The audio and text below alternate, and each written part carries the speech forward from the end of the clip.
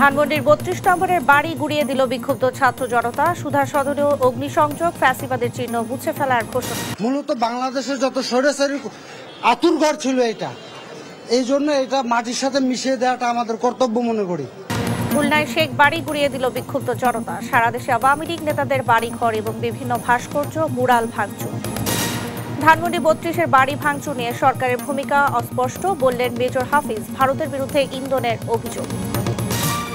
এবং প্রথমবার পাকিস্তান থেকে ৫,৫০০ মেট্রিক টন চিটাগুড় নিয়ে জাহাজ ভিড়ল মোংলা বন্দরে। দুপুরে খালাস শুরু কমবে না। দেখছিলেন দেশ জনপদ সংবাদ শিরোনাম, সঙ্গে আছে আমি শারমিন নাসি। এবারে বিস্তারিত। ধানমন্ডি ৩২-এ ছাত্র জনতার ক্ষোভ আছড়ে পড়েছে শেখ হাসিনার ব্যক্তিগত বাসভবন সুধা সদনেও। বৃহস্পতিবার সকালে দ্বিতীয় দফা আগুন দেয়া হয় ধানমন্ডি ৫ নম্বর রোডের ভবনটিতে। এরপর শুরু হয় লুটপাট। আর ধানমন্ডি ৩২-এর বাড়িটি এখন পুরোপুরি ধ্বংসস্তূপ। বিক্ষুব্ধ জনতা বলছে, ফ্যাসিস্ট শেখ হাসিনার প্রতি ঘৃণা থেকেই গুড়িয়ে দেওয়া হয়েছে বাড়িটি। আলিমুজ্জামান সাফওয়ানকে সঙ্গে নিয়ে হাসান মাহমুদের রিপোর্ট। ভারতে পালিয়ে থাকা পতিত ফ্যাসিস্ট শেখ হাসিনার অনলাইন ভাষণের প্রতিক্রিয়ায় বুলডোজার মিছিলের ডাক দেয় বিক্ষুব্ধ ছাত্র জনতা। বুধবার রাত ৮টার দিকে ধানমন্ডি ৩২ নম্বরে বিক্ষোভ শুরু করেন তারা। পরে গেট ভেঙে বাড়িতে ঢুকে পড়ে ছাত্র জনতা। এ সময় আইন শৃঙ্খলা বাহিনীর সদস্যদের ৩২ নম্বরে ঢোকার মুখে মিরপুর রোডে অবস্থান করতে দেখা যায়। রাত ৯টা ২০ দিকে ধানমন্ডি ৩২ নম্বরে উপস্থিত হন সেনাবাহিনী। বাঁশি বাজিয়ে দল বেঁধে সেনা সদস্যরা এগিয়ে গেলে ভুয়া ভুয়া স্লোগান দেন বিক্ষোভকারীরা। এ সময় সেখানে ব্যাপক ভাঙচুর ও অগ্নিসংযোগ করে বিক্ষুব্ধরা। রাত ১১টার দিকে বাড়িটি গুড়িয়ে দিতে আনা হয় বুলডোজার ও ক্রেন। এরপর রাত ১১:৩০টার দিকে এক্সকেভেটর দিয়ে ভাঙা শুরু হয় ভবনটি। এ সময় স্বৈরাচার, আওয়ামী লীগ ও ফেসিবাদ বিরোধী স্লোগান দেন বিক্ষুব্ধরা। জানান, ফেসিবাদের কোনো চিহ্ন এদেশে আর থাকতে পারে না। সচেতন শিক্ষার্থী হিসাবে, একজন নাগরিক হিসাবে, যেখানে ফ্যাসিবাদের উত্থান হবে সেখানে তাদের জন্য কবর রচিত করা হবে। শেখ হাসিনা ২০০০ মানুষকে শহীদ করার পরে তার ন্যূনতম অধিকার নাই যে বাংলাদেশের জনগণ নিয়ে সে কোনো ধরনের কথা বলবে। এদিকে ধানমন্ডি ৫ নম্বর সড়কে শেখ হাসিনার বাসভবন সুধা সদনেও আগুন দেওয়া হয়। মধ্যরাতে পরিত্যক্ত বাড়িটিতে আগুন দেয় বিক্ষুব্ধ জনতা। জুলাই গণঅভ্যুত্থানে ৫ আগস্ট আওয়ামী লীগ সরকারের পতনের পর থেকে অনেকটা পরিত্যক্ত ছিল ধানমন্ডি ৩২ ও ৫ নম্বরের বাড়ি দুটি। তারেক মাহমুদ সুজন, দেশ টিভি, ঢাকা। পরিস্থিতি জানাতে এই মুহূর্তে ধানমন্ডি শেখ হাসিনার বাসভবন সুধা সদনে আছেন নিয়াজ মোর্শেদ, যুক্ত হচ্ছেন সরাসরি। নিয়াজ, ভাঙার কাজ কি এখনো চলছে কিনা বা সেখানকার পরিস্থিতি এখন কেমন, বিস্তারিত জানাবেন আমাদের। নেন্সি, ধানমন্ডির সুধা সদন শেখ হাসিনার যে ব্যক্তিগত বাড়ি সেটি কিন্তু গতকাল রাত থেকে এখনো জ্বলছে। এবং আপনাকে একটু দেখাই যে আমার পেছনে আগুন কিন্তু এখনো নেবেনি এবং আগুন কিন্তু জ্বলছে। কিছুক্ষণ পরপরই কিন্তু আপনার আগুন কিন্তু আসলে তার লেলিহান শিখা কিন্তু আসলে তার ব্যাপকতা ছড়াচ্ছে। সেই সাথে আপনার যারা উৎসুক যারা জনতা রয়েছে এবং ছিন্নমূল যারা মানুষ রয়েছে তারাও কিন্তু এখানে এসেছেন এবং তারা বিভিন্ন এই বাসভবনের যে আপনার বিভিন্ন গ্রিল এবং আপনার যে আসবাবপত্র রয়েছে সেটি আসলে তারা নিয়ে যাচ্ছেন খুলে। এবং সেই সাথে কিন্তু এখানে অনেক উৎসুক জনতাও রয়েছেন, তারাও কিন্তু এখানে এসেছেন, তারা বাড়িটি ঘুরে ঘুরে দেখছেন।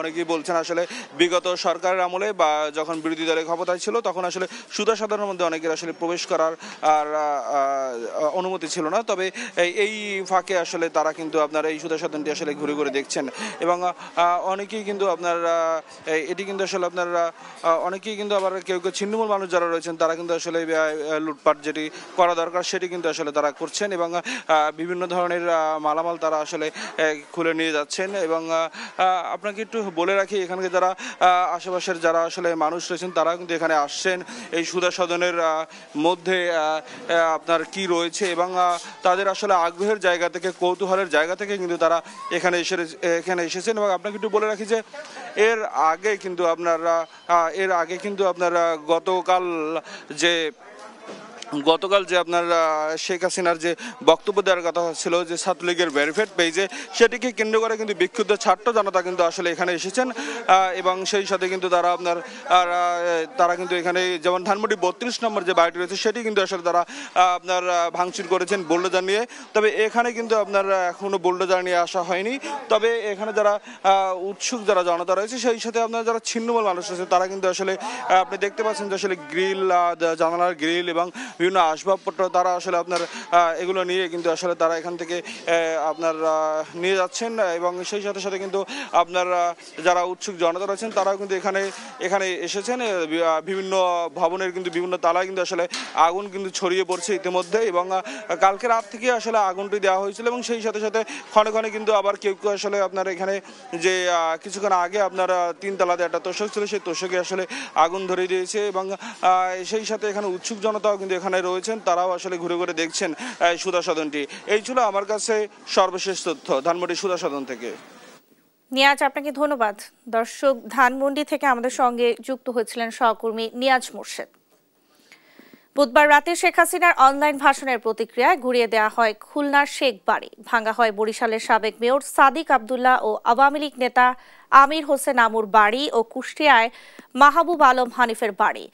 একইভাবে রংপুর, নাটোর, কুমিল্লা ও ভোলাসহ বেশ কয়েকটি জেলায় শেখ হাসিনার আত্মীয় আওয়ামী লীগ নেতাদের বাড়ি ও শেখ মুজিবের মুরাল ভাঙচুর এবং আগুন দেয় বিক্ষুব্ধরা।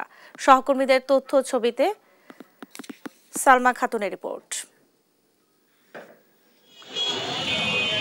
এই দৃশ্য খুলনা নগরীর শেরেবাংলা রোডের শেখ বাড়ির। বুধবার রাতে শেখ হাসিনার ভাষণের প্রতিবাদে বৈষম্য বিরোধী ছাত্র আন্দোলনের ডাকা লং মার্চ কর্মসূচির অংশ হিসেবে বাড়িটি গুড়িয়ে দেওয়া হয়। ছাত্র জনতা বলছেন, এই বাড়ি থেকেই চলতো আওয়ামী লীগের কার্যক্রম, নির্দেশ আসতো মানুষের উপর নির্যাতনের। লাইভে এসে রাজনৈতিক আবার তৎপরতা বাংলাদেশে শুরু করতে যাচ্ছে, তার প্রতিফলেই শেখ বাড়ি খুলনার মানুষ ক্ষোভে ফেটে ফেটে তার প্রতিবাদ জানাচ্ছে, মানে এখানে নিশ্চিহ্ন করে দেবে। তো ঠিকই আছে, বাংলাদেশের প্রতিটা মায়ের সন্তান এভাবে যেন কে মায়ের বুক যেন আর খালি না করতে পারে।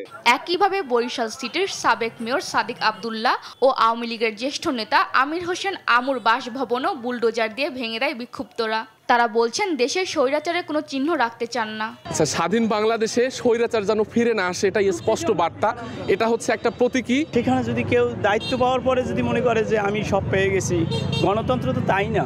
গণতন্ত্র হচ্ছে সবার অধিকার। এটা তাদের প্রতিবাদ স্বরূপ তারা এই বাড়িটা ভেঙেছে। এটা মোটামুটি সবাই আপনার এখন খুশি বা আনন্দিত, মোটামুটি যারা সাধারণ মানুষ। আওয়ামী লীগের যুগ্ম সাধারণ সম্পাদক মাহবুব উল আলম হানিফের কুষ্টিয়ার বাড়িও একইভাবে গুড়িয়ে দিয়েছে বিক্ষুব্ধরা। এসব কিছুকে হাসিনার কর্মফল বলছেন বিক্ষুব্ধ জনতা। এটা তো ধরেন বাড়ি ভাঙা হয়নি, বাড়ি তো আমার মনে হয় বাড়ি একদম সমান করে দেওয়া উচিত।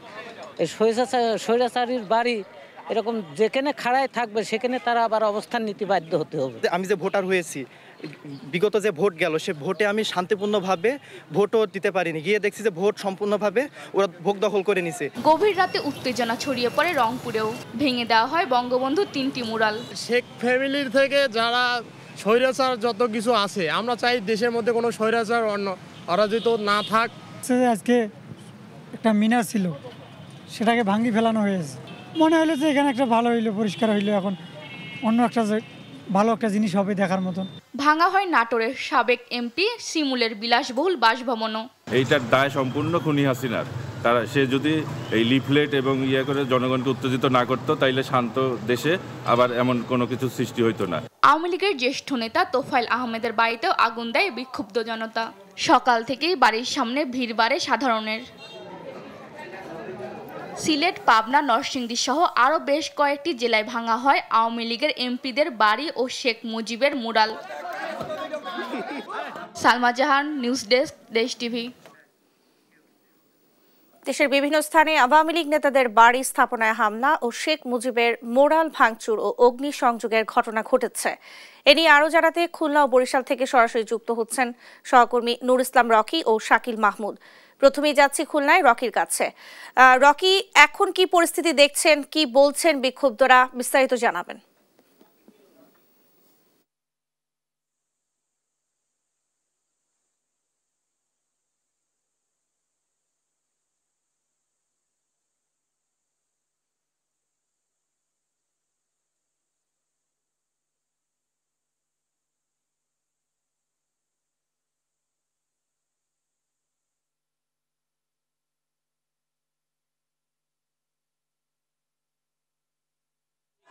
ছাড়াও কিন্তু দেয়াল সহ আশেপাশের যে নিচের তলা সহ কিন্তু বিভিন্ন বিল্ডিং কিন্তু আসলে ভেঙে ফেলা হয়েছে।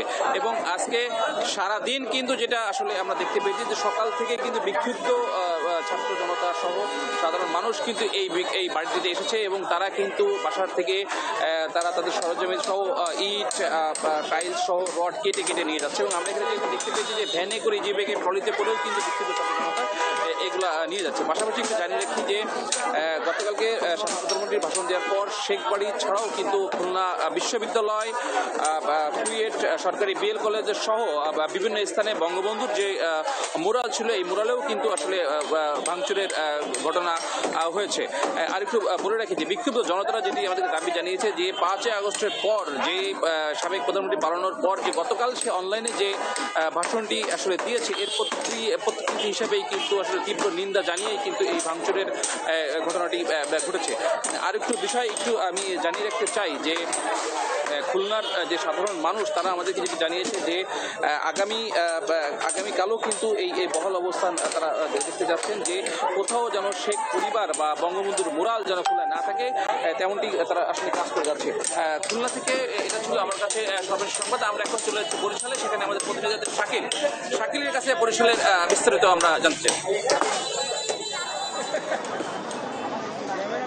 দেখুন, এই মুহূর্তে আমি আছি বরিশালের শাহানারা আবদুল্লাহ পার্কে এবং দেখছেন যে এখানে কিন্তু বিক্ষুব্ধ জনতা এরই মধ্যে কিন্তু বুলডোজার নিয়ে পুরো পার্কটি গুড়িয়ে দিচ্ছে। আসলে এখানকার যারা আছে বিক্ষুব্ধ জনতা তাদের দাবি হলো যে পার্কটি ঢাকা বরিশাল মহাসড়কের উপর নির্মাণ করেছে সাবেক সিটি মেয়র সেনিয়াবাদ সাদিক আবদুল্লাহ। এর ফলে কিন্তু প্রতিনিয়ত যেমন যাত্রী ভোগান্তি হচ্ছে তার পাশাপাশি কিন্তু প্রায় দুর্ঘটনা ঘটছে। আমরা একটু এখানে যে বিক্ষুব্ধ ছাত্র জনতার মাঝে আমরা পেয়েছি বৈষম্য বিরোধী ছাত্র আন্দোলনের সমন্বয়ক সাব্বিরকে। আমরা একটু জানতেই চাচ্ছি যে কি কারণে আসলে এই বুলডোজার নিয়ে এখানে আপনারা এই ভাঙচুর চালাচ্ছেন।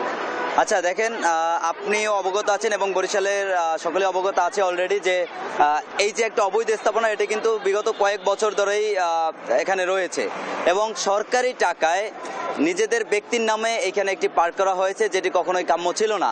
বরিশালের মানুষ এই পার্কটি করার পরেই অনেক ভোগান্তিতে পড়তেছে, তারা চলাফেরায় বিঘ্ন করছে এই জায়গাতে, কারণ জায়গাটি অনেক সংকীর্ণ হয়ে গেছে এই পার্কটি করার কারণে। তো আমরা বরিশালের ছাত্র দুর্ঘটনা বিগত 3 দিন আগে একটি মোটরসাইকেল এখানে দুর্ঘটনা ঘটেছে একমাত্র এই পার্কের কারণেই। এবং এরকম অনেক আছে আপনার আমাদের কাছে তথ্য আছে যে কয়েকটি দুর্ঘটনা এখানে ঘটেছে এই পার্কের কারণে। তো এই জন্য বরিশালের ছাত্র জনতা চেয়েছে যে আসলে এই যে অবৈধ একটি স্থাপনা, এই অবৈধ স্থাপনাকে এখান থেকে সরাতে হবে। তার জন্যই এই যে উদ্যোগটি নেওয়া যে ট্রেজার এনে টেনে আমরা এই যে কার্যক্রম চালাচ্ছি এবং এখান থেকে উচ্ছেদ করতে হবে, এটাই আমাদের লক্ষ্য। যেমনটা বলছিলেন আসলে ছাত্র জনতা যে আসলে সরকারি টাকায় আসলে অবৈধভাবে ঢাকা বরিশাল মহাসড়কে এই পার্কটি করা হয়েছিল, এই কারণে কিন্তু তারা বুলডোজার এনে ভেঙে গুড়িয়ে দিচ্ছে পার্কটি। এছাড়াও কিন্তু গতকাল রাতে বরিশালের সাবেক মেয়র এবং মহানগর আওয়ামী লীগের সাধারণ সম্পাদক সেনিয়াবাদ সাদিক আবদুল্লাহ এবং আওয়ামী লীগ নেতা আমির হোসেন আমুর বাড়িও কিন্তু ভেঙে গুড়িয়ে দেওয়া হয়েছে। এই ছিল বরিশাল থেকে আমার কাছ থাকা সবশেষ। শাকিল, আপনাকে ধন্যবাদ। সেই সঙ্গে রকি, আপনাকেও ধন্যবাদ জানাচ্ছি। দর্শক, খুলনা এবং বরিশাল থেকে আমাদের সঙ্গে যুক্ত হয়েছিলেন সহকর্মীরা, সেখানকার পরিস্থিতি জানাচ্ছিলেন। নাটোরে আওয়ামী লীগের কার্যালয় ও সাবেক এমপি শিমুলের বাড়িতে ভাঙচুর চালাচ্ছে বৈষম্য বিরোধী ছাত্র আন্দোলন। সবশেষ পরিস্থিতি জানাতে যুক্ত হচ্ছেন সহকর্মী মামুন খান।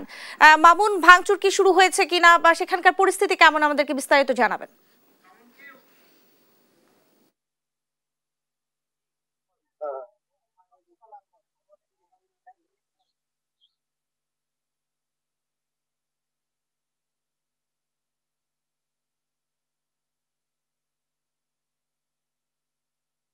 অবস্থান করছি নাটোরের কান্দিবিটা এলাকায়, মূলত কান্দিবিটা আওয়ামী লীগের দলীয় কার্যালয়ের এখানে।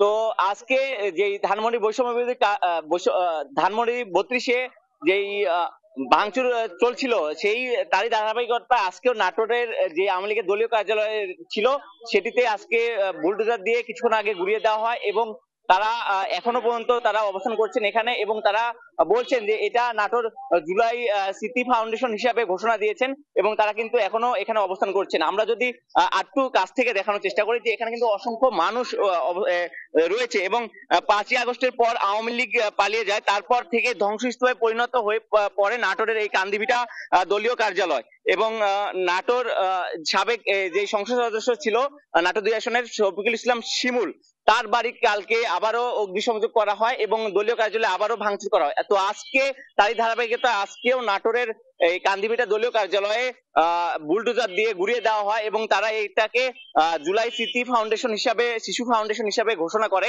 আমরা আরো যারা এখানে উপস্থিত রয়েছেন এলাকাবাসী থেকে শুরু করে বৈষম্য বিরোধী ছাত্ররা, তারা কিন্তু এখানে উপস্থিত রয়েছেন। তারা কিন্তু এখানে বিভিন্ন ধরনের স্লোগান দিচ্ছিলেন এবং তারা স্বৈরাচারী শেখ হাসিনার যেই ছবি সেটিতে কিন্তু জুতো দিয়ে শিশুরা এবং বৈষম্যবিরোধী ছাত্ররা কিন্তু সেখানে নিক্ষেপ করে এবং তারা এখনো সেই এলাকায় অবস্থান করছে এবং যারা আশেপাশের মানুষজন ছিল তারা কিন্তু বলছিল যেন তাদের জন্য এই দলীয় কার্যালয়ের জন্য তাদের পরিবারে কোনো সমস্যা বিঘ্ন না ঘটে এবং দেখতে পাচ্ছেন যে অসংখ্য মানুষ কিন্তু এখনো উপস্থিত রয়েছে এখানে। আমরা যুক্ত ছিলাম নাটোরের যেই দলীয় কার্যালয় কান্দিভিটা দলীয় কার্যালয় ছিল সেখান থেকে সরাসরি যুক্ত ছিলাম এবং এই কালকে রাত্রেও বেশ কয়েকবার এটা নিয়ে উত্তেজনা বিরাজ করে এবং প্রশাসন তাদেরকে এসে নিষেধ করে। তারপরও তারা গিয়ে শফিকুল ইসলাম শিমুলের যে জান্নাতি প্যালেস, যেটা বহুল আলোচিত জান্নাতি প্যালেস, সেই জান্নাতি প্যালেসে অগ্নিসংযোগ করে এবং তারা সেখানে ভাঙচুর করে। তো তারই ধারাবাহিকতা আজকেও সেই নাটোরের কান্দিভিটা যে দলীয় কার্যালয় রয়েছে সেখানে আজকে বুলডোজার দিয়ে গুড়িয়ে দেয়। সর্বশেষ আমার কাছে এখান থেকে কান্দিভিটা নাটোর থেকে এই সর্বশেষ সংবাদ ছিল। মামুন, আপনাকে ধন্যবাদ। দর্শক, নাটোর থেকে আমাদের সঙ্গে যুক্ত হয়েছিলেন সহকর্মী মামুন খান। ধানমন্ডি 32-এর বাড়ি গুড়িয়ে দেওয়ার ঘটনায় কারা জড়িত এ বিষয়ে সরকারের ভূমিকা কি তা অস্পষ্ট। এরই আরো পর্যবেক্ষণ করে দলীয় মত দেবে বিএনপি, এমনটি জানিয়েছেন দলটির স্থায়ী কমিটির সদস্য মেজর অবসরপ্রাপ্ত হাফিজ উদ্দিন আহমদ বীর বিক্রম। গণতন্ত্রের পথে বাধা দিতে দেশের ভেতর বিশৃঙ্খলা সৃষ্টি করতে ভারতের ইন্ধনে এই ঘটনা ঘটতে পারে বলে সন্দেহ প্রকাশ করেন তিনি।